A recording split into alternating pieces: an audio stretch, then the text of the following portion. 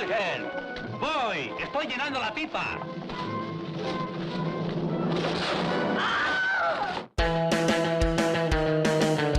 Esta es la séptima estación, transmitiendo desde una órbita geoestacionaria sobre Santiago de Chile. Hola amigos, les damos la bienvenida a este nuevo episodio de la séptima estación. Mi nombre es Carlos y les doy la bienvenida, como les decía recién, y aquí junto a mí están mis amigos que siempre nos acompañan, Álvaro. Hola amiguitos, aquí estamos en un capítulo que vengo esperando desde que tengo como 5 años. Muy bien, sí, de todas maneras. Panchito. Hola, sí, también mucho recuerdo con este capítulo, compadre. Va a ser muy bueno. Mucha nostalgia parece también. Y finalmente, Ide. Hola, ¿cómo están? Sí, hoy vamos a tener un capítulo que va a tener muy contrariada radioacción, además, porque no va a ser de cine, weón. Sí, de todas Hola a maneras. todos, No, ¿cómo están? de todas maneras. Oye, vamos a darle el inicio de este mes de la patria, ¿no? El mes de septiembre. Aro, y se escuchan Oye, las escuelas, se vamos- escuchan todas las cosas. ¿Vamos a poner la bandera fuera de la estación? De todas maneras. De hecho, vamos a ir a la luna y vamos a cambiarla de Estados Unidos, vamos a ponerla de Chile. La weá. ¿Cachai? En todo este mes de septiembre nuestra idea es ir poniendo contenidos relativos a creaciones nacionales, así que nada, partimos con un tema súper especial y vamos a ir directamente a la bitácora espacial. Iniciar bitácora espacial. En este episodio de la séptima estación comentaremos uno de los personajes más entrañables de la historia del cómic chileno, Mampato, y el hombre detrás de su etapa de mayor esplendor, Temístocles Nazario Lobos Aguirre, Temolobos, quizás el mayor historietista nacional de todos los tiempos. La nostalgia se apodera de la séptima estación. Bitácora espacial concluida.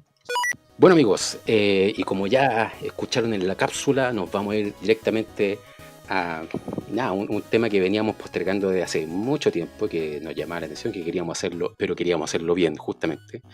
Es hablar de Temolobos, pero como hablar de Temolobos es un tanto amplio, porque el hombre tuvo una producción muy vivaz, muy llena de contenidos y llena de personajes.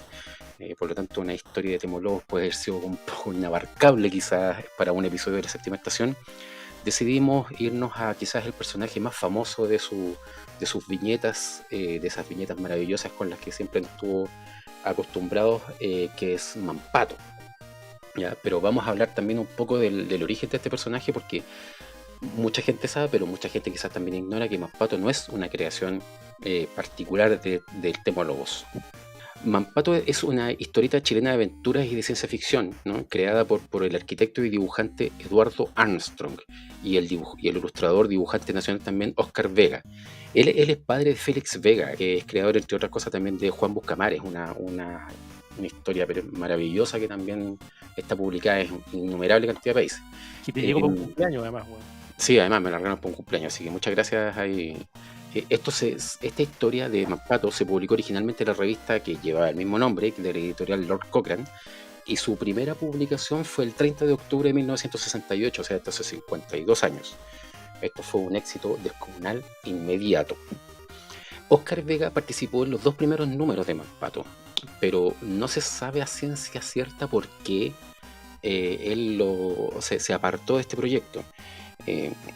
Algunas de las cosas que se comentan es que el estilo del mismo Oscar Vega, o Oscar con K, como se ponía de repente como seudónimo, que estuvo trabajando buscando mucho un seudónimo por ahí, al parecer no era el estilo de dibujo que a él más le acomodaba, porque su trabajo era un poco más como no tan cómic, o sea, no tan cómico, no tan caricaturesco, sino que más figurativo.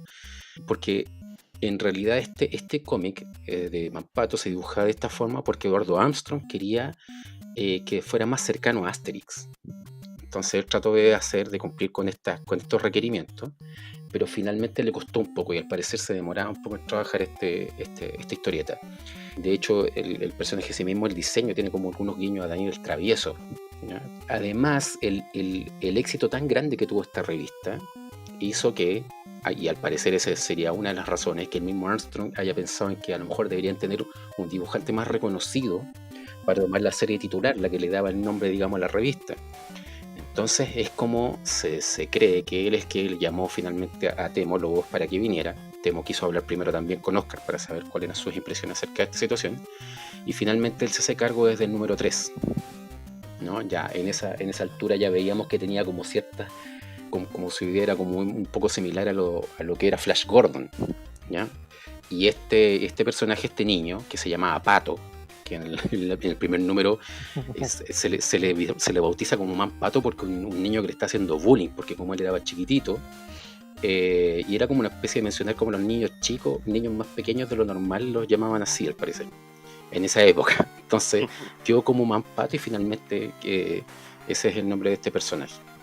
En esta revista, además de trabajar Temo Lobos y Oscar Vega, también estuvo Mario Igor, Máximo Carvajal. Había mucho personaje de la época que era muy, muy importante, digamos, en la escena de la historieta chilena. Y esta revista se publicó hasta el 25 de enero de 1978, que es como el número final, el 418. Ya duró 10 años, casi alcanzó a cumplir los 10 años de esta revista. ¿Cuál es el argumento del Man Pato? Bueno, Man Pato es un niño que por una casualidad, digamos, que sirve un poco para la historia, se encuentra con un extraterrestre que es Xe, que es el Xabuso, y que finalmente lo va en como una aventura hacia el espacio. Conoce a Mong, que parece que él mismo se presenta que eres como un primo de Ming. De Ming. como que hace entre su homenaje y su chiste ahí. Pero ahí en estas aventuras es que Man Pato viaja en el tiempo. Ahí aparece en algún momento el cinto espacio-temporal, luego viaja a la prehistoria, en la prehistoria conoce a Ogu se transforma en su amigo más inseparable, y en otras aventuras posteriores viaja al siglo 40, donde conoce a Rena, y finalmente trío de personajes como que siempre están como encontrándose en las distintas aventuras. Oye, Man Pato es como nuestro Doctor Who, entonces. Una cosa así. Ahora, Sí. hay un tema con Man Pato que es igual se digo, bueno, que a lo mejor lo comentáramos más adelante, que él avanza o participa en distintos momentos de la historia, pero nunca interviene en la historia a modo de modificarla, como hablamos en algún momento de la utopía. O sea, no la utopía, sino que la ucronía. Ya no va a modificar nada. Man Pato solo va con la idea de participar como observador, pero participar activamente dentro de la historia. Ese es como su planteamiento. Él nunca va a cambiar nada en realidad. Bueno, ¿qué podemos decir de Temo Lobos? De que es el artista del que vamos a hablar un poco más. Como les decía, se llama Temístocles Lobos. En algún momento le puso la H entre medio como también un poco producto de buscar un seudónimo, porque para dejarlo solamente como Temo, buscar un seudónimo, porque todos los artistas de la época tenían un seudónimo corto, entonces él quería tener como un seudónimo que fuera así como muy breve. Él nació en San Miguel, en la gran comuna de San Miguel. Qué lindo comuna, ¿no? En San Miguel. Puro grande viven en San Miguel, pues. Pero últimamente estamos pegando huevos en esta Último, está aceptando cualquier hueá ahora último. Sigue. Él nace el 3 de diciembre de 1928. Un hombre ¿En diciembre encima nació? Sí, el hombre de 7 décadas de producción de historietas. Es una weá increíble. Trabajó con Guido Vallejos en la revista Barrabases, ahí apareció Cicleto, Cucufato, Ñeclito, en El Pingüino creó al Araco. Él mismo intentó crear su propia editorial o su propia revista, su propia publicación, que fue Rocket, que salió en el año 65, y después por problemas ahí, digamos, de poca experiencia en el tema también desapareció. La revista fue una vida un poco corta. Fue la primera revista de historietas de ciencia ficción en Latinoamérica, ¿eh? Ojo, que hay que tener ese dato. Fue también un visionario ahí en ese sentido. Trabajó en Topaz, en la revista Hoy, un hombre de gran experiencia, y todo esto es previo a la revista Man Pato. Trabajó en el Peneca, que digamos que ahí donde llegaban todos los que realmente eran alguien, digamos, en esa época. en el tema de la historieta nacional, trabajaban en el Peneca. Y finalmente es que llega en el año 68 que Armstrong cuando funda Manpato, y luego de estos 2 episodios o de estos 2 números con Oscar Vega, llama a Temo, y Temo le deja su impronta a este personaje.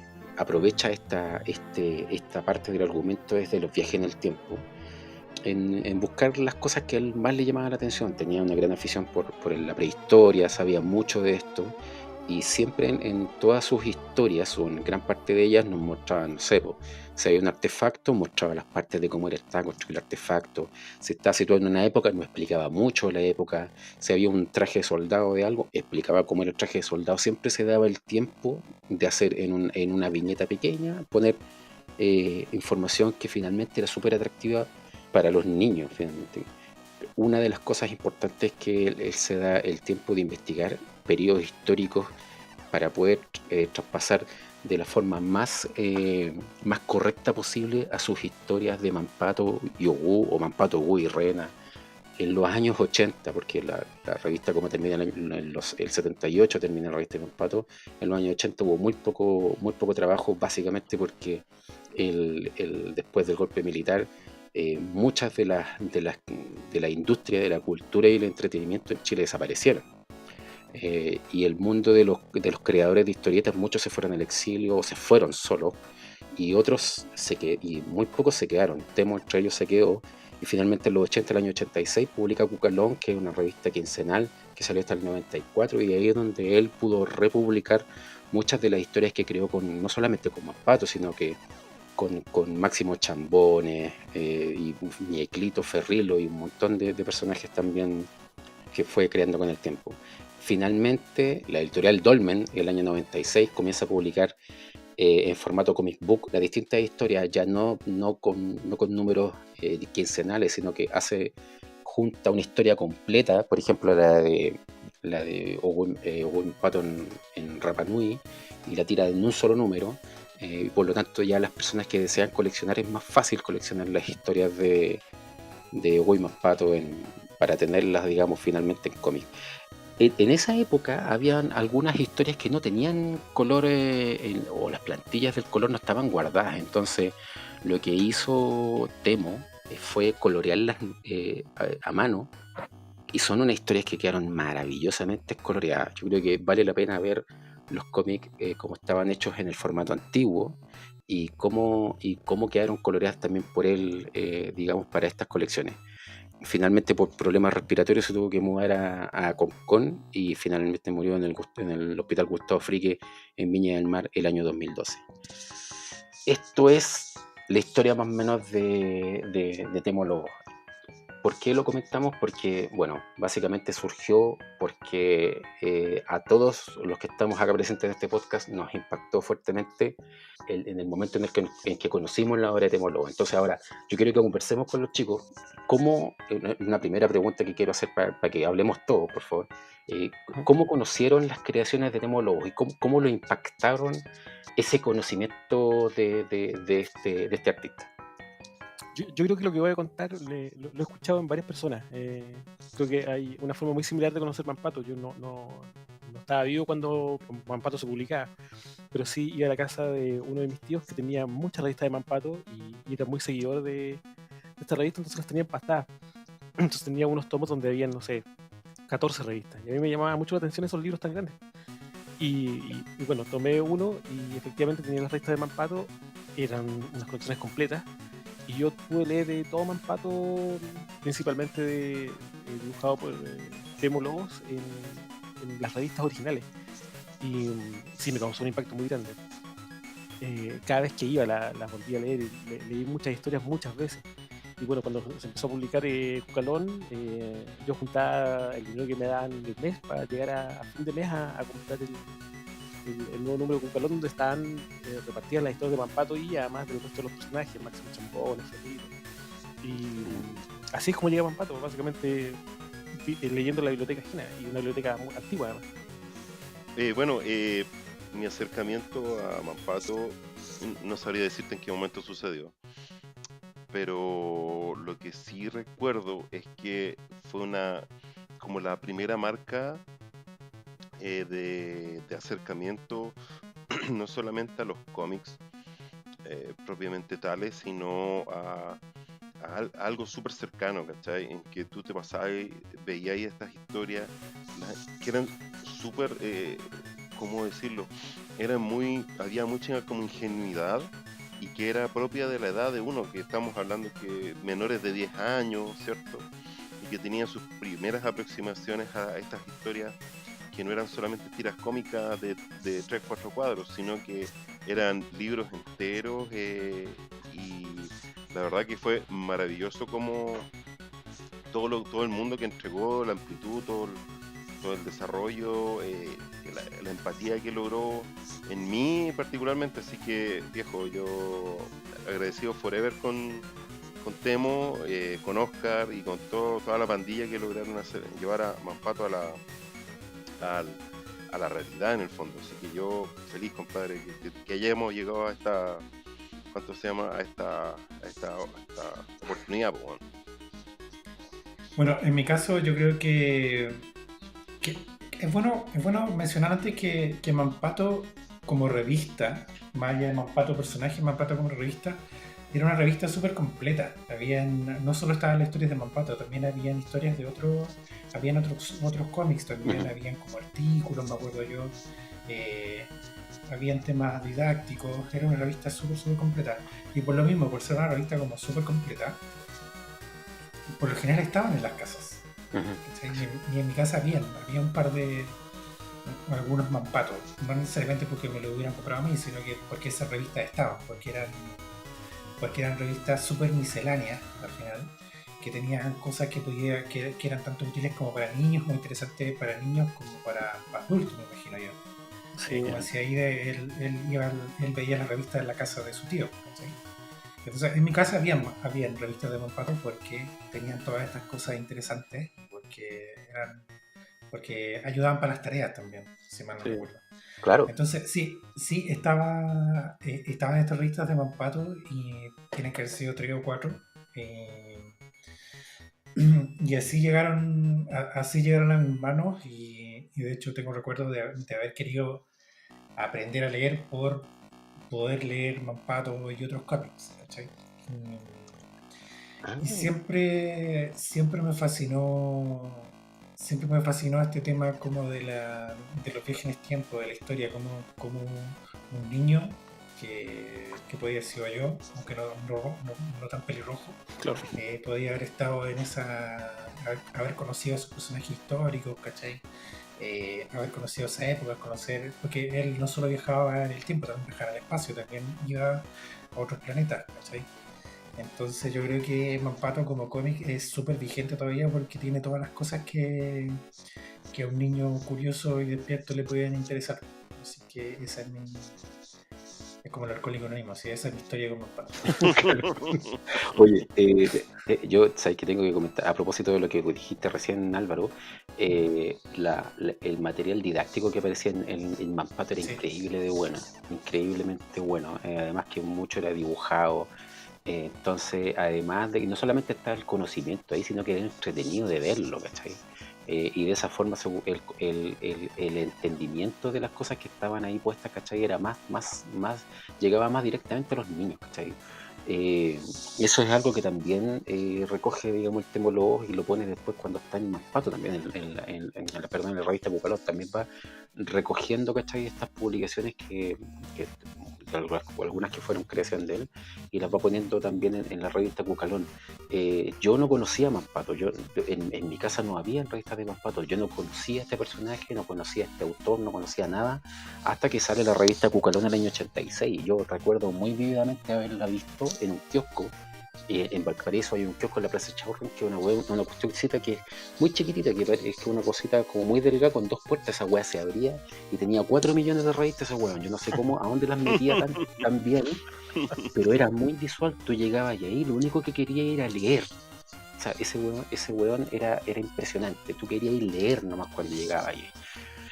Y apareció esta revista Cucalón, la primera, que esa fue el primer acercamiento que yo tuve con Temo y con su creación, y en la portada es una portada muy bonita porque hay muchos personajes, ¿Cachai? Yo, Está yo- Ferrilo, Máximo Chambón, Michotti Pericón, está Tintín, ¿cachai? yo te voy a decir lo mismo. A mí también la primera vez que vi la revista Cucalón en el kiosco también me llamó la atención la cantidad de personajes, porque en el fondo era el primer número y te presentaba al tiro con lo que te podías encontrar adentro, como que no era solo Mampato. Po.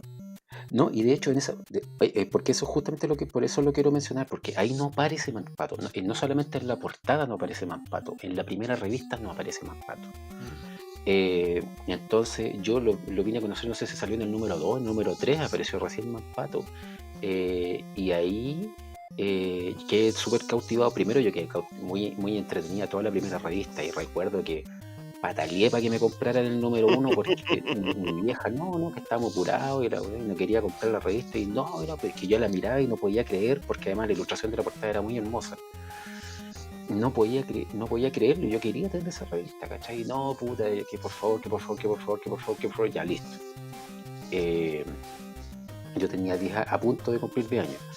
Oye, Carlos, era un hincha wea. Era hincha wea, yo hinchaba hinchaba muy poco, pero hinchaba cuando la wea realmente me llamaba la atención, hinchaba. Al día siguiente fue mi vieja y me compró la revista, y fue, bueno, yo quedé así instantáneamente enganchado de todo lo que vi ahí. Estaba Ferrilo, Nicobre, ¿cachai? Pero no aparecía Mampato. Finalmente siento que había como un dibujo tan bellamente hecho, historias tan entretenidas, y no solamente eso, siento que, por ejemplo, te presentan, ¿cachai? Un personaje como Nicobre, que era un detective, y el hombre, independiente que las historias sean infantiles y todo lo que tú quieras ir, no te trata como un niñito que Sí. todo hay que hacerlo masticado, ¿cachai? Siento que eso es lo que me llamó. Ahora lo reflexiono de grande, pero siento que en su momento me llamó la atención porque habían historias que te comprometían, tenías que comprometerte con la historia para poder seguirla, ¿cachai? Y yo quedé fascinado. Yo después, claro, cuando empezaron a dar mi mesada, yo, bueno, era sagrado que yo dejara esa plata reservada para comprar la Cucalón, y sufría cuando se atrasaba, porque de repente se atrasaba la cuestión. Sí, pues. Pero ya a mí de verdad que esa me impactó muy, muy, muy hermosamente, la Cucalón. Yo después caché que existía una revista previa y que esas cosas habían sido publicadas antes. Oye, yo creo que deberíamos entrevistar a la Santa Madre de Carlos para que nos diga cómo era. No, sí. Sería muy entretenido. Nos relate el episodio Cucalón y nos relate el episodio Star Wars en Ansaldo. No, weón, mi vieja tiene historias más entretenidas que esas, y se las ha contado cualquier persona sin que le pregunten, así que lo más probable es que ahí hable de muchas más cosas. Ya saben, amigos, el próximo capítulo. Ahora, habiendo dicho esto de todos, como tuvimos nuestro primer acercamiento a estas creaciones, ¿cuál es la historia de todas estas historias de Mampato que salieron publicadas? ¿Cuál es la historia que más les gustó? ¿Cómo la recuerdan esa historia? Es complicado en realidad, hacer la memoria de toda la historia de Mampato. A mí hay algo que me llama mucho la atención de Mampato, y es que hizo que me produjera interés la historia de Chile. Ajá. A mí la historia de Chile, la verdad que no me llamaba mucho la atención cuando era chico. En el colegio era aprender fecha o el nombre de batallas, y no podía haber postura crítica tampoco al respecto de eso, y entonces para mí era un poco tedioso. Entonces todas estas historias de la independencia, de la conquista, donde Mampato en algún momento llega a viajar en el tiempo y vive toda esta historia toda esta la parte de la historia de Chile, y yo quedé fascinado. Me encantó, me encantaba cómo trataban al general San Bruno, cómo trataban a Manuel Rodríguez. Era como fue la única forma en que yo me interesé de chico en la historia de Chile, en esa parte de la historia de Chile, por lo menos, porque en el colegio no era de mi interés, no me llegaba, no me daba el interés para investigarlo, pero con las historias de Mampato, con las historias guionizadas por Temo Lojo, que eran además historias que tenían mucho dato, eran muy investigativas, se notaba que él había investigado mucho para poder escribir un guión. Yo quedé encantado, y creo que entendí una buena parte de la historia de Chile gracias a Mampato y a Wu. Claro. Esa es como la historia de la Reconquista, ¿no? Hay un par de historias de la Reconquista, el cruce de los Andes, digamos, donde están ahí efectivamente que participan, digamos, de la historia de Chile. Yo siempre me acuerdo mucho de que una de las primeras que vi, así como historias extensas, fue la de El Huevo. ¿Ya? Este huevo de pteranodón que necesitaba Ren y que, claro, viajan a la prehistoria y obviamente ahí se encuentran con Ogu y todo el cuento y tratan de capturar este huevo de pteranodón. Pero creo que a mí la que más me gustó, porque siento que era una aventura como las de cine antiguo, ¿cachai? Como de Errol Flynn, es la de los piratas.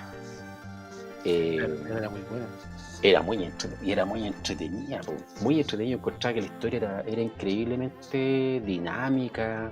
La recreación de la época es fantástica. Es una de las cosas muy hermosas que tiene, ¿cachai? También el tema de que no solamente te sitúa en un contexto histórico, te muestra lugares, te muestra personajes como típicos del momento, algún paisaje.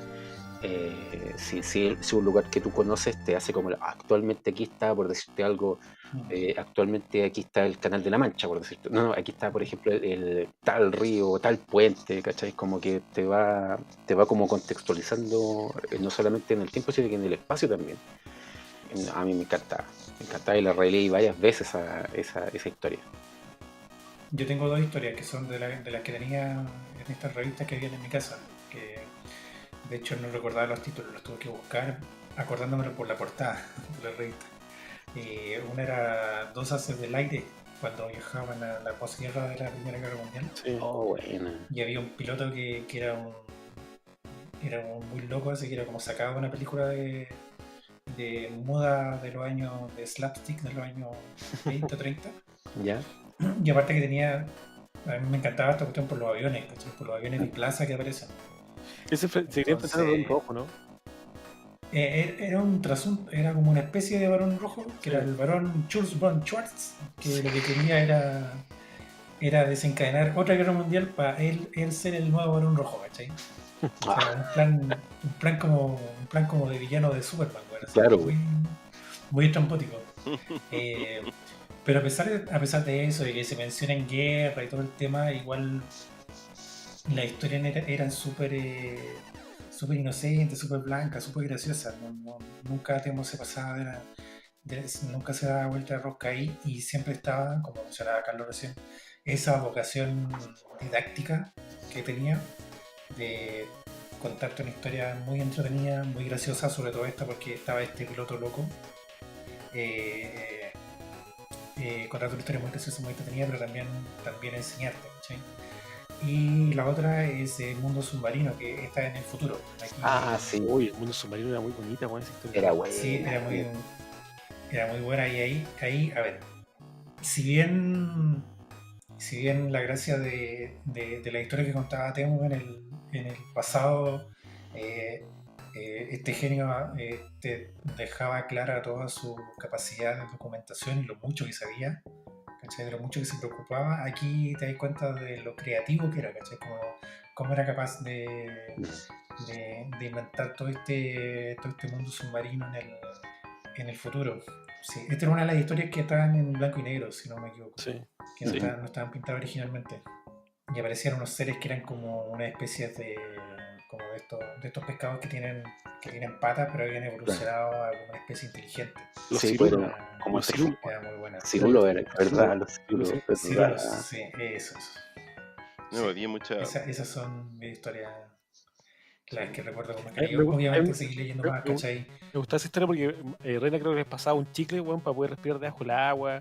Tenía una weá Sí. tenía una weá en los pies que los hacía poder desplazarse, weón, sin tener que estar nadando, weón. Y que yo me recordé mucho de eso, esto que tenían, este sistema como de movilización debajo del agua, weón, en la segunda película de Star Trek de JJ Abrams, weón. Cuando al principio también se tiran a un precipicio, weón, y los weones van, empiezan sin tener que nadar, weón, eran propulsados por algo que tenían en los pies. Y dije, weón, esa weá te temo loco. Es increíble todas las historias de la que más me acuerdo, era cuando Mampato se juntaba con Rena, weón, iban al futuro. Esa weá, no me acuerdo los nombres ni de esta altura del partido, ya no. Por caso me acuerdo de quién soy yo, pero weón, era. ¿Seguro? Yo me acuerdo que. Estoy aquí ya. Yo me acuerdo Claro. que pasaba tardes enteras, weón, leyendo y releyendo y releyendo las mismas historias. No, yo no sé por qué como recién había dicho Carlos Álvaro, no sé, que como que en todas las casas habían Mampato, Cucalones y de ese tipo de revistas. Pero esta de Mampato me hizo pasar tardes enteras de aquellos veranos de 3 meses, weón, de vacaciones de 3 meses, que maravillosa, porque tú, aparte de aprender, porque tú aprendías igual, es decir, inconscientemente, pero aprendías, pero todas estas aventuras de este cabro que era como más o menos como tú, y que tenía este cierto espacio temporal y tenía todas estas aventuras gigantescas, y uno se imaginaba, porque estamos hablando particularmente de hace 35 años, en que 30 años en que tú jugabas con tierra y con barro, con piedras, palitos, y te las arreglabas. Pero aquí te mostraban un mundo en que había un sinfín de aventuras. Los aparatos que mencionaban ustedes recién, weón, era la raja. Uno se pasaba el rollo y dice, pero ¿cómo podría ser posible esto, weón? No, es maravilloso, weón, maravilloso. Esas son el espacio temporal, yo agarraba cualquier mierda que se pareciera, ¿cachai? Y me iba al patio así, como que me pasa. No, era fantástico. Con esas cajas grandes de fósforo, tipo, ponerla, ¿cachai? Como en el cinturón, tipo, así como el espacio Era temporal. maravilloso, loco. Y yo creo que este tipo de historietas, no sé si de seguro hay en otras partes del mundo, pero particularmente acá en Chile, y yo creo que nuestros niños, nuestras juventudes más recientes, se verían sumamente beneficiados de leer estas cuestiones, porque no es solamente entretención, ¿cachai? Es como que te expande la mente con todo este tipo de datos, de presión, de todas estas cuestiones inimaginables. En aquel entonces, claro, hoy en día capaz que mucho de lo que esté ahí ya sea realidad, no tengo idea, pero y los dibujos tan preciosos, loco, es decir, bueno, era una maravilla, Mampato, una soberana maravilla, weón. Sí, oye, antes de concluir con esta parte, yo solo quiero comentar una anécdota una historia muy personal que tengo con la revista Cucalón, justamente. Es que hubo un lapso del tiempo en que ellos hicieron artistas de la nueva generación, y llegaban publicaciones de niños que querían hacer alguna historieta, y ellos la publicaban. Yo mandé una historia y salió publicada. Y ese fue mi tesoro, pero por mucho, mucho tiempo. Yo alguna vez se los conté a ustedes, yo pues esa revista se la pasé a mi profesor de arte plástica y le dije, mire, salió publicado, y me dejaron puesto en el diario Mural, la weá, casi todo el año. Me costó recuperar esa revista, pero recuperé después y todo, pero para mí fue un logro, porque habían páginas del Temolo y a la página siguiente estaba la mía, entonces era como, yo no podía creer, ya no caía en el cuerpo del orgullo de haber salido publicado junto al más grande. ¿Y conseguiste chicas por eso, no? Tuve una infancia llena de lujuria. No, pero chiquitito. Entonces, nada, es un recuerdo que lo tesoro con harto cariño. Así que nada, eso. Bueno, oye, ya nos pasó un poco de largo, vamos a ir a una primera pausa y luego continuamos con este episodio especial, recordando al Temo y algunos de sus personajes más queridos, sobre todo Mampato.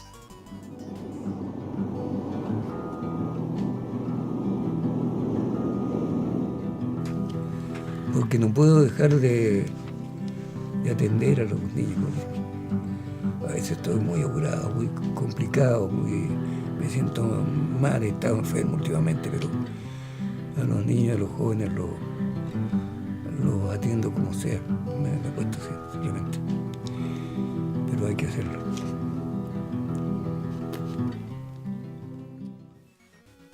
Y bueno, amigos, estamos acá de vuelta en este segundo bloque para seguir comentando acerca de nuestras experiencias personales con la creación y de este grande de la historieta, si no el más grande, como lo dije en algún momento, de la historieta nacional, el Temo Lobos. Y Álvaro nos iba a comentar a lo mejor algo también de su experiencia personal. Sí, bueno, yo no tuve la suerte de conocer a Temo, pero yo tuve como profesora a su hija, a Ada Lobos, en la universidad.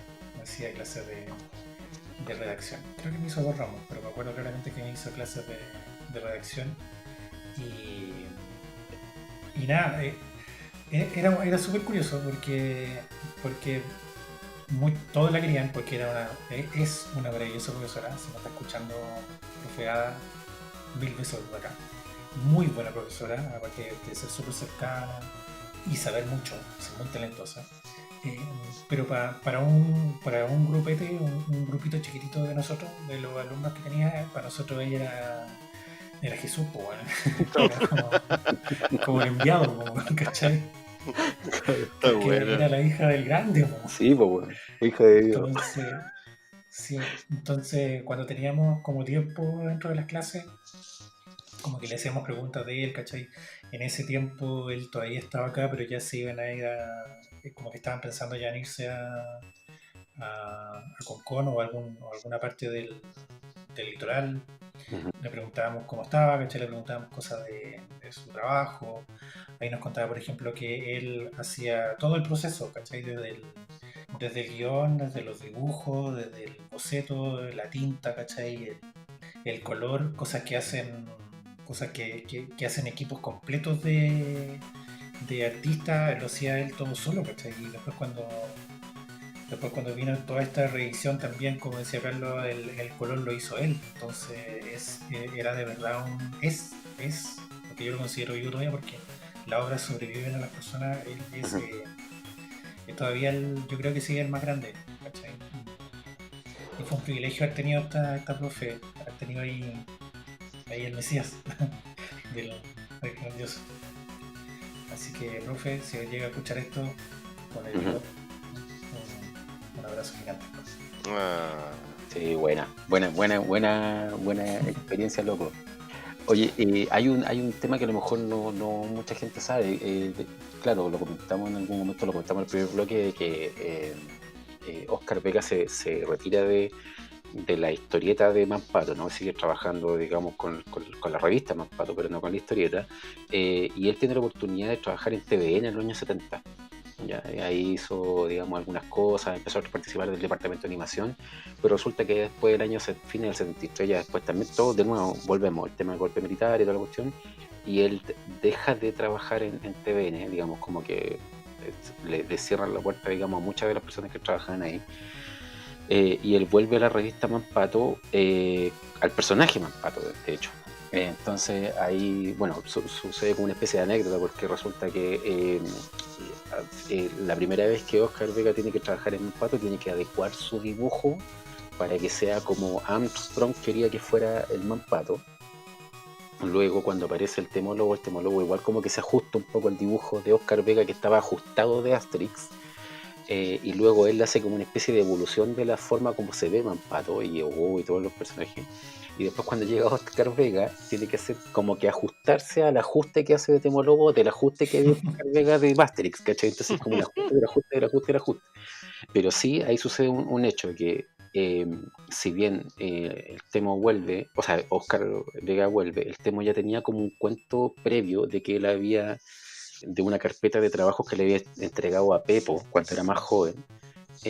Sofanor, que era un dibujo de él, era muy parecido a lo que finalmente fue Condorito. Entonces Temo también empezó a ser como un poquito más desconfiado de su creación, un poquito más celoso, quizás, si se quiere, de su creación. Entonces dice: ok, listo, si queréis dibujar Mampato, dibuja Mampato, pero no puedes dibujar a Hugo, porque Hugo es mío, es mi creación.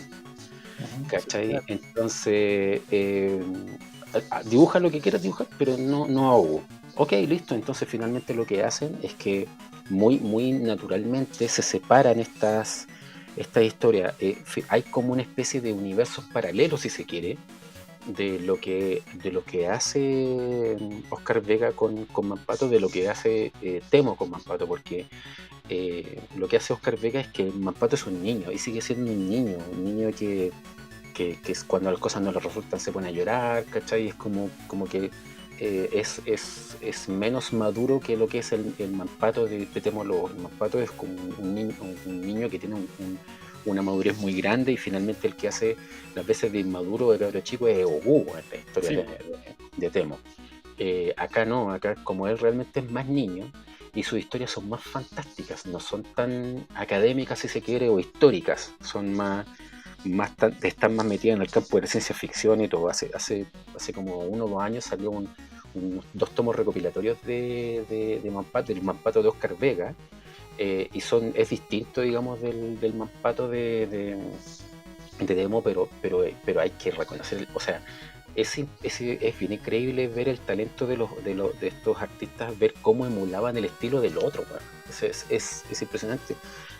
Yo de repente viendo algunas viñetas no podría darme, yo no podría darme cuenta que eso era de Oscar Vega, ¿cachai? A menos que lo hubiera leído, que estaba por alguna parte. Pero bueno, existen como estas dos vertientes, una más breve que la otra. La de Oscar Vega es más breve que la de Manpato. La de Manpato la de Temo, perdón, está mucho más desarrollada. Pero eso, oye, ¿ustedes qué otros personajes del Temo recuerdan? Así como más vividamente. Bueno, Alaraco, tenía weón. Alaraco. Yo me acuerdo de Alaraco, Alaraco, weón. sí, po. Sí, Alaraco del Temo. Y chucha, bueno, este es como un pequeño saliéndose un cachito del tema, pero el otro día nomás, gracias a los colegas de Conexión Positrónica, weón, que escanearon el álbum de los Super Amigos, y lo estábamos conversando el otro día, ¿no? Y Cierto. que de los Super Amigos, que era una weá añejísima, pero que era hermoso, esa cuestión era maravilloso. Me vine a enterar hace pocos días, después de que 500.000 años, weón, de que eso es obra del Temo, weón. Temo ilustró ese álbum de los Super Amigos, que es maravilloso. Entonces, chucha, todavía estoy en shock, weón, porque el weón dibujaba la raja, weón, ¿no? Y tú decís, a ver, me estáis diciendo que el loco que hizo a la Laraco, a Logu y todo eso, a Manpato, es el mismo que hizo esta Superman a todo cachete, weón, Batman weón, maravilloso. Eso es lo que tengo con Temo. Oye, esa cuestión es como posterior al cierre de la revista Manpato, cuando ya empiezan a decaer y que tenían muy poca pega, empiezan a trabajar en todo tipo de cuestiones, ¿cachai? Y ahí cuando empiezan a dibujar para distintas cosas, incluso para revistas, para diarios, ¿cachai? Que para el Temo no le gustaba mucho estas caricaturas de diarios que son 2 o 3 viñetas, no le gustaba hacer esa cuestión, pero finalmente tuvo que empezar a trabajar en muchas cosas. Entre ellas aparecieron estas cosas como de la Liga de la Justicia y otras obras. Oye, yo sí recuerdo a otros personajes de Temo Lobo, básicamente porque estaban en Tucalón. Me gustaba mucho Nico Obre, weón. Me gustaba mucho, que era, que no lo mencionó hace un rato, era un detective, puta, que quería hacer las veces de James Bond, weón, pero un weón muy latinoamericano, pues, weón. Sí, Sí, sin embargo, tenía una gabardina, weón, y tenía un look muy como de las calles de San Francisco. El weón, puta, siempre tenía una personalidad muy chilena, po, weón. Eso es lo que tenía, weón. Tenía un perro que se llamaba Watson, weón. claro. Y- A mí él tenía su guitarra eléctrica y me da la sensación de que tocaba como el hoyo, porque Sí. salían las notas así, pero súper distorsionadas. Como que claro, se creía la raja, igual como que tenía era como un chiste súper secundario, pero que aparecía ahí en la historieta. me gustaba mucho, que me quedó muy grabado de Nico Obre, es que en uno de los casos que tiene que resolver, el weón tiene que ir a otro país, weón, y va a un país que se llama Extranja, weón, y Sí. explica que en Extranja viven los extranjeros, po, weón, el gentilicio de los buenos, y weón, encuentro que esa weá era notable, weón, Sabí que yo en esa oportunidad empecé a pensar de que los extranjeros viven en extranjera, weón. Dije, ¿será que esta weá es así? ¿Cachai? Tuve que preguntar así, oye, ¿de verdad los extranjeros viven en extranjera? yo digo, siempre era un chiste muy bueno, weón. Siempre estuvo ahí la weá y nadie lo tomó antes, weón. Y el weón con su inventiva, con su genialidad, weón, lo plasma en una historia, weón, y weón, a mí me parecía maravilloso. Otra historia de Temo Lobos, que no era un personaje recurrente, que había una sección que era como las historias del abuelo Chambones, creo, me parece. Ah, sí. Y había Máximo una que Chambones. contaba- sí, y había una historia de las que contaba el abuelo, que eran como crónicas. Era sobre un equipo de fútbol que era súper malo. Y llega un jugador nuevo, puta, muy piola, y empieza a hacer que los hueones empiezan a ascender en la tabla de posiciones y se convierten en un equipo de fútbol súper importante, siendo que habían sido un equipo de barrio y además muy ninguneado. Y nadie se explicaba por qué los buenos ganaban si eran tan malos, po, weón. Y de repente el entrenador como que cacha que hay una weá media rara y se da cuenta de que el jugador este que había llegado último, que era una estrella que había hecho crecer el fútbol de este equipo, el weón se movía tan rápido que parecía que desaparecía en un lado y aparecía en otro. Y, Ah, y finalmente se revela que el weón se llamaba Juanito Tram. Juanito, claro. Y que su nombre a la inversa era Marte. El weón era un marciano que había llegado a la Tierra a ayudar a este equipo que tenía mucho corazón pero tenía muy poco fútbol. Entonces el poder que él tenía es que podía anticipar el futuro, pero solo con un par de segundos. Entonces el weón sabía dónde iba a estar la pelota y por eso el weón podía llegar a todos los pases, ¿cachai? Y poder convertir o habilitar, weón. Y esa historia, weón, la leí muchas veces, me gustaba mucho esa weón, la encontraba muy entretenida, a pesar de que pierde la gracia quizás después de la primera vez que lo leíste. Weón, me encantaba, estaba bien relatada, weón, muy bien guionizada la weón, tenía como ritmo, weón, era muy entretenida, me encantaba esa historia de Juanito Tram. Oye, ¿cómo alguien no ha hecho una película de seguridad, weón? Es la idea brillante, weón. Sí, Es brillante. sí, era la raja, weón. Hay muchas historias del tema que son como para guionizarla en cine, ¿sí? Para hacerle cine. Otro personaje de Teo, Máximo Chambones, pues, weón. Sí. A mí ese personaje me encanta, weón. Sí. Es como Peter Sellers, weón. Como el personaje de la Pantera Rosa, como el inspector Clouseau, un weón que siempre, la weá que quiera hacer se manda puras cagadas y él sale indemne, al weón no le pasa nada, pero el alcalde siempre es un que caga, weón. ¿Quién no le cobra, weón? No, El alcalde siempre le da mal, pues, es muy bueno. Oye, y la historia esta del concurso volantín, weón, yo encuentro esa weá, me gata de la risa con esa weá, es súper bueno. Él vive en el pueblo de Picuquén, que es como cualquier pueblo y ningún pueblo como del centro sur de Chile, ¿cachai? Que él como que es un weón que se busca la vida nomás, porque hace todo, en el fondo es un diletante, porque hace todo para sobrevivir. Y cualquier pega que le ofrezcan o cualquier tarea que le ofrezcan, él la hace, pero la hace mal y siempre tenían desastre. Es un personaje muy gracioso, weón. Yo creo que también, obviamente, como comentaba recién la historia que contó Ide, es un personaje que tiene demasiado potencial como para que quede ahí En el olvido, no sé si en el olvido, pero no tiene el lugar que se merece. ¿Sabéis? Yo creo que lo que pasa con esto es que yo creo que son personajes que están muy asociados como a personajes como de historias para niños. Y yo creo que no puede haber nada más alejado de la realidad. Bueno, las historias de Mampato, creo que si bien estaban dirigidas a un público más infantil, bueno, tenían mucha profundidad, yo creo que tenían muchas capas. Bueno, había mucha capa de historia, habían subtramas, bueno, lo mismo con el resto de los personajes que tenía, bueno, que quizás no son tan conocidos, bueno, porque su máxima luz es Mampato. Tenían el mismo tratamiento, bueno, creo que sus historias la forma de contarlas no había diferencia, bueno. A mí me parece que se debiese sacar más provecho a estos personajes, bueno, que bueno, si alguien no los rescata, bueno, si alguien no habla de ellos, si alguien no los vuelve a leer y releer, bueno, van a estar condenados al olvido de buenos viejotes como nosotros nomás. A mí me gusta, bueno, dentro de la historia, que a pesar de que el chiste era súper repetitivo, me gustaba mucho el de Ñeclito. Me gustaba, porque ¿cómo se llama? Porque el abuelo era un viejo chico, ¿cachai? Muy energético, y mi abuelo era así, mi abuelo materno. El viejo tenía cualquier cantidad de años, tenía como 80 y tantos años, el viejo tenía más energía que nosotros, porque nosotros éramos chicos, entonces yo de repente decía, pero ¿cómo va a tener tanta energía este viejo, cachai? Y y Ñeclito se cansaba de ninguna wea, que digamos que es una cosa que de repente uno siente que también todavía desde la perspectiva del tiempo, habiendo como las nuevas generaciones son un poco más estáticas que las anteriores, ¿cachai?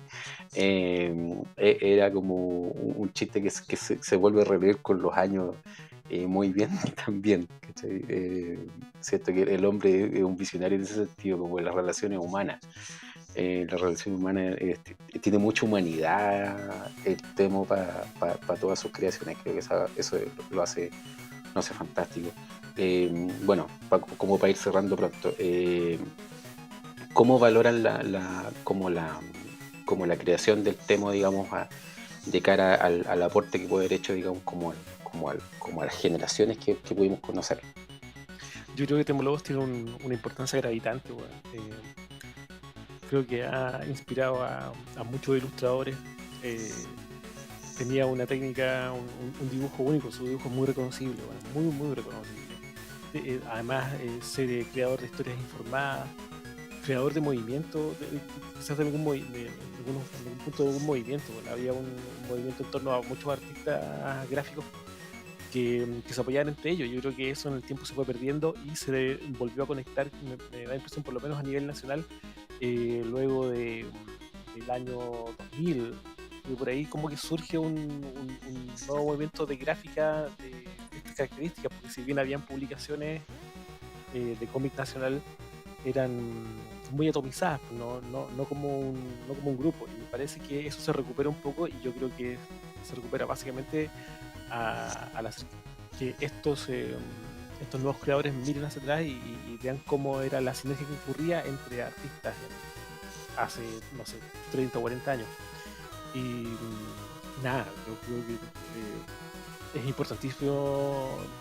importantísimo leer la obra de Temo Lobos, porque creo que no hay un creador, un dibujante y un guionista como lo fue él. Creo que no ha surgido, por lo menos a mi visión, no ha surgido un creador de este talante, de esta dimensión.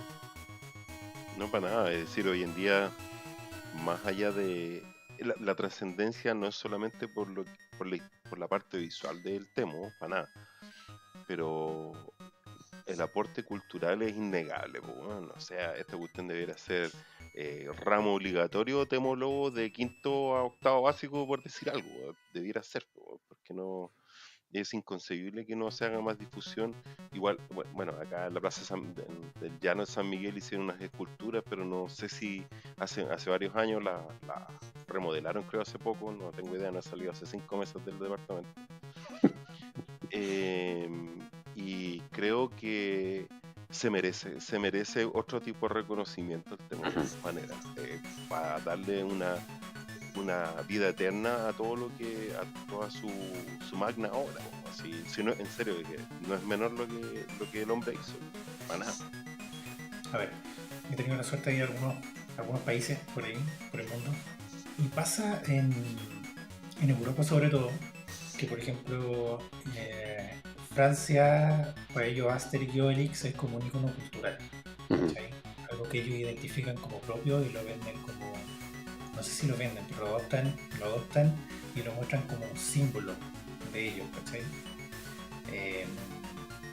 El año pasado anduve weando en República Checa, ellos tienen un topito que se llama Trek, que yo de hecho me compré uno porque lo encontré muy bonito. Este es un personaje que ellos crearon, en el fondo, ya que estaban, como ellos no tenían acceso a la animación de Disney, por ejemplo, ellos crearon este monito, este topito, ¿cachai? Y también como que lo transformaron en una mascota y un icono de la República Checa. Tú vas a Bélgica y ahí Tintín es un icono, ¿cachai? Un icono cultural. Y para ellos Bélgica es igual a Tintín. En el aeropuerto de Bruselas, por ejemplo, está el cohete de Tintín, ¿cachai? Te encontrás con cosas de Tintín en todas partes, no solo en las tiendas de cómics. Aquí voy con todo esto. Ellos tienen una valoración de la cultura muy amplia, ¿cachai? Para ellos la cultura no es solo lo clásico, no es solo las cosas que como que fundacionales, ¿cachai? La cultura es todo el proceso histórico. Y yo creo que Chile tiene una gran deuda con esa esa parte de la cultura, ¿sí?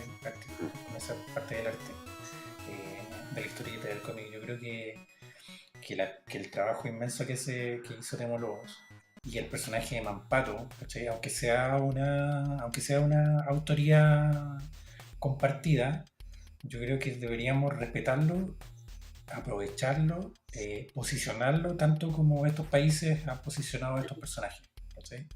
Chile, ¿qué personaje es conocido? Condorito, bueno, Condorito es un personaje chistoso, ¿cachai? Como trascendente más que nada porque ha sido vendido y exportado y ¿cómo decirlo? Bajado, ¿cachai? Como era en un principio, ya no es algo propio, no es nuestro, ¿cachai? Tú le preguntas a un argentino, le preguntas que Condorito es chileno y dice, ¿chileno, cachai? Como que no se sorprende. En cambio, el trabajo que hacía Temo Lobos y que hacía Mampato, como mencionaron los chicos que también, es súper local. Es muy chileno, ¿cachai? Es un niño chileno viajando al futuro, viajando a la prehistoria, ¿cachai? Y una aventura con piratas. Entonces, yo creo que tenemos una deuda pendiente como sociedad con Temo y con el personaje Mampato, sobre todo. Yo creo que él es nuestro Tintín. Él es nuestro Asterix, es el personaje que nosotros deberíamos adoptar como un ícono cultural y posicionarlo. Esa espina me queda clavada a mí con respecto a Mampato y el peso que tiene la historia de todo el trabajo de Temo Lobos en la historia del arte chileno, ¿no? Perdón, a mí me da la impresión de que quizás el personaje de Mampato no es un personaje mucho más importante, bueno, y como tú mencionas a Condorito, yo creo que Condorito es muy fácil de leer, bueno, es una lectura de baño. No, puta, iba a decir de baño, pero me parecía muy feo, bueno. Es una lectura muy, muy rápida, bueno, no, en un par de minutos, si es que podéis comprender lo que te cuenta. Mampato tiene mucho más lectura. La publicación de Mampato hace 40 o 50 años, una historia la abarcaban 12 revistas porque estaba fraccionada, ¿cachai? Y me da la impresión que quizás por ese tipo de cosas como que se pierde un poco la continuidad, ¿no? En el fondo, como poder seguir una historia de Mampato durante 12 números, bueno, me parece que está súper bien, pero quizás no todo el mundo tiene ese gusto por las teleseries turcas, pues, que tienen 1.000.000 de capítulos. Yo creo que por ahí puede ir un poco el tema de que Mampato no sea tan reconocible a nivel internacional, sobre todo, bueno, pero sí, concuerdo completamente contigo. Nuestro personaje no debe ser Condorito sin menospreciar el cariño que le tengo. Sí, de todas maneras. Debe ser Mampato. Sí, de todas maneras debe ser Mampato. Hay mucho más identidad en este momento con Mampato que con Condorito. No, claro, yo quería comentar algo justamente a propósito de lo mismo. Quizás tú hablas del YE, el YE tiene un museo en Bélgica, pues, bueno, un museo Sí. a toda raja en Bélgica, que algo que aquí que no se le ha otorgado, ¿cachai? A los creadores nacionales, hablando de Temo y quizás otros más, ¿cachai? Y como bien dijo Ide, no por ningunear el trabajo de Pepo, ¿cachai? Pero ahí habían equipos de trabajo donde se separaban los trabajos. Aquí Temo creaba, dibujaba, hacía todo, ¿cachai? La pega él, y obviamente que todo era mucho más lento y quizás por lo mismo a lo mejor no proliferó tanto, digamos, este trabajo a niveles más internacionales, que quizás que cuando se cerró toda esta producción fue en una época en que quizás no estaba tan interconectado todo, ¿cachai? Como es en la actualidad, que Condorito todavía persiste, pero que ya le pertenece a Televisa y un conglomerado más internacional, pero que hay más factores ahí que simplemente el tema de la calidad creativa y del trabajo hecho, sino que también otros temas de cómo se aborda como negocio, ¿no? Quizás una conversación más larga, pero no ninguneando, ¿cachai? El trabajo con Dorito ni Pepo, sino que de cómo se pudo o no se pudo internacionalizar esto. Yo creo que lo importante, para mí, lo importante del trabajo de Temo es que, ya lo comenté un poquito antes, creo que trataba a los niños como seres iguales, no como personas, ¿cachai? A las que hubiera que entregarle todo masticado, donde se dio cuenta de que los niños, ¿cachai? Podían sentir atracción por infinidad de temas si se los entregaba, ¿cachai? De una forma en la que les llamara la atención, ¿cachai? donde había mucha cultura que entregar, ¿cachai? Donde él se preocupó justamente de mostrar que una lectura extensa y llena de contenido era posible para los niños. Yo creo que ese es el gran aporte de Temu. Creo que estamos absolutamente de acuerdo con Álvaro. Creo que estamos totalmente en deuda con él y con la divulgación de su trabajo para las generaciones más jóvenes de nuestro país. Yo creo que con eso podemos ir cerrando ya, porque hay muchas palabras de amor que podemos dar para Temu en este momento, pero ¿cómo se llama? Creo que ya es el momento de ir cerrando esto. Hubo muy brevemente, hubo ahí algunas adaptaciones de las creaciones de Temu en otros formatos y que Ide nos va a comentar algo de eso. Bueno, pues efectivamente hay dos grandes adaptaciones de Manpato. Una es la película Ogoy Manpato en Rapa Nui, una película que Temu los odiaba, no le gustaba para nada. Sí. Con varios temas